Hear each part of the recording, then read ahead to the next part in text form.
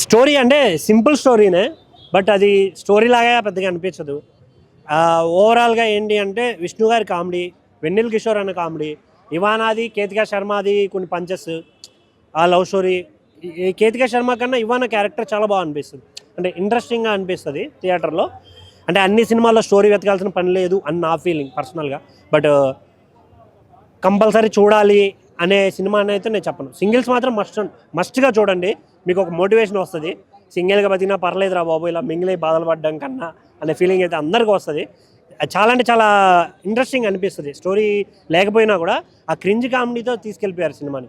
ఆ సాంగ్స్ కానీ అన్నీ నార్మల్గా ఉన్నా కూడా ఓవరాల్గా థియేటర్కి వచ్చినోడికి ఏం కావాలి, ఎంటర్టైన్మెంట్ కావాలి. కూర్చున్నంతసేపు నవ్వించారు, అదైతే నేను చెప్పగలను. ఓవరాల్గా పర్లేదు, థియేటర్కి రండి, కొంచెం మా విష్ణుని కూడా సపోర్ట్ చేయండి. Thank you.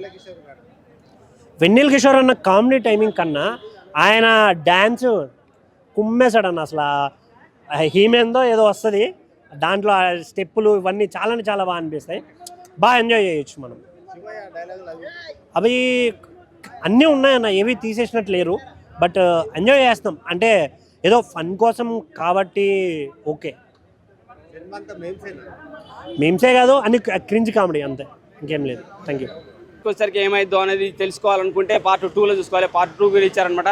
సింగిల్ మరి మింగిల్ అవుతాడా కాదా అని చెప్పేసి 10th పోరి గుర్తొస్తుంది, ఇంటర్ పోరి గుర్తొస్తుంది, అందరిని తీసుకొచ్చేసి పులివర కల్పించేస్తారనమాట. చాలా బాగా అంత టోటల్ ఎంటర్టైన్మెంట్ వేలోనే పోయింది. అలాగే వెన్నెల కిషోర్ గారి పాత్ర త్రూఅవుట్ విష్ణుతో పాటు ఉంటుంది అనమాట.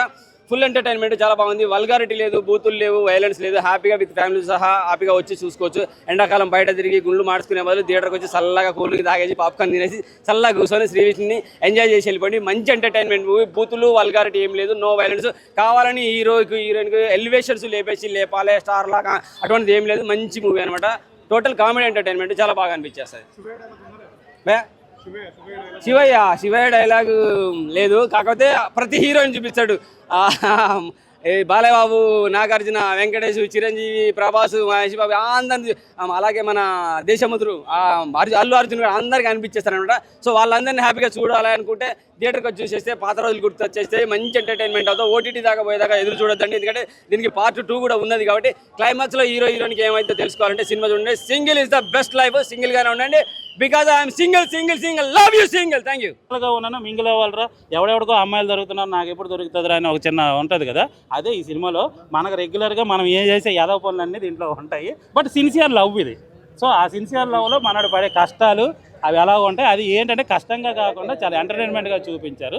అదైతే ఓవరాల్గా మనకు కొన్ని వివాదాలు అయినాయి. మంచు విష్ణు వార్నింగ్ ఇవ్వడం, శివయ్య అని చెప్పి వెటకరంగా చేశారని చెప్పి, అలాంటి సీన్స్ ఉన్నాయి. అది ఇప్పుడు శ్రీ విష్ణు చెప్పే ప్రతి డైలాగ్ కూడా ఎవరిని ఒకరిని ఇమిటేట్ చేస్తూనే ఉన్నాయి. ఆ వాటిని మనం సీరియస్గా తీసుకోకుండా ఎంటర్టైన్మెంట్గా తీసుకుంటే మాత్రం బాగా ఎంజాయ్ చేయవచ్చు. బాలయ్యని చాలా మంది చేశాడబ్బా, అది ఎంటర్టైన్మెంట్, దానికి అది తప్పులేదు. ఇప్పుడు మిమిక్రీ ఆర్టిస్ట్ని పిలిచి మనం మిమిక్రీ చేయించుకుంటాం, అలాగే ఇక్కడ ఇమిటేషన్, దాంట్లో తప్పేమో. ఎవరిని కించపరచలేదు ఆయన, ఎవరిని కించపరచలేదు. చెప్తున్నాను కదా, ఎంటర్టైన్మెంట్ మన రెగ్యులర్గా అదేదో ఈ పాట ఉంటుంది, అది ఆ పాట రింగ్ టోన్ వెన్నెలకి ఇస్తారు. సో ఇలాగా ఏది కూడా ఉన్న వరకు 99% అన్నీ వాడిస్తారు. ఇంకో విషయం అదేంటి, శ్రీ విష్ణు భయ్య నీగా అడుగుతున్నా, ఎందుకు మాకు ఐమాక్స్ దగ్గర రివ్యూస్కి వేసేసుకుంటున్నా నువ్వు? ఫస్ట్ మీరు సినిమా చూడడానికి ఐమాక్స్కే వస్తారు, మీడియాకే ఐమాక్స్కే పంపిస్తారు. మరి ఐమాక్స్ దగ్గర రివ్యూస్ చెప్పుకునేదాకా అనుకోని మళ్ళీ కౌంటర్లు ఎందుకు? మాకు మీరు ఎవరికైనా వేయండి, కానీ మాకు వేయకండి. మాకు ఒక ఆత్మ ఉంటుంది, మాకు ఒక ఏడుచి వస్తుంది. ఏదో మరి నువ్వు అనే మరి నువ్వైపోయి ఏమి అనలేకపోతావు. నీ ప్లేస్లో ఇంకెవడనేది గట్టి పీకేస్తాను కదా, నువ్వు అయిపోయావు కాబట్టి ఏమి అనట్లేదు. దయచేసి ఇటు 3లో బూతులు, డైరెక్ట్ బూతులు ఉన్నాయి బ్రదర్, అవి కరెక్ట్ కాదు, అది కరెక్ట్ కూడా కాదు.